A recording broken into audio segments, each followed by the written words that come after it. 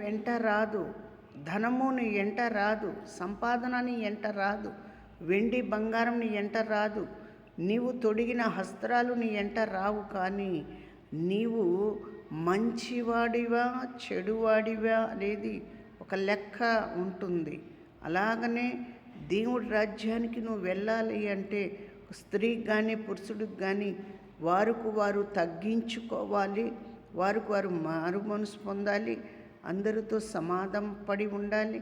అయ్యా, ఈ రోజుల్లో చనిపోతే రోడ్డు అవతల వేస్తారు, ఇంట్లో కూడా పెట్టరు, రోడ్డు మీద వేస్తున్నారు. దానికోసమేనా ఈ పందాలు? దానికోసమేనా ఈ తగ్గింపు లేకుండా ఆ అహంకారముతో మీరు జీవిస్తున్నారు? చాలా జాగ్రత్త పడి ఉండండి. మీరు, మీ బిడ్డలు, మీరు, మీ కుటుంబాలు బాగుండాలంటే ఒకరికి ఒకరు ప్రేమ, సమాధానం, తగ్గింపు, మారు మనసు పొంది రక్షణలు పొంది మరి అభిషేకంతో ఎంతోమంది సేవ చేయాలి. కానీ సేవకుడు నిన్ను కాదు అని నెట్టేస్తున్నారేమో, కానీ దేవుడు నెట్టేయడు. దేవుడు నీకు గుండెని హద్దుకుంటాడో.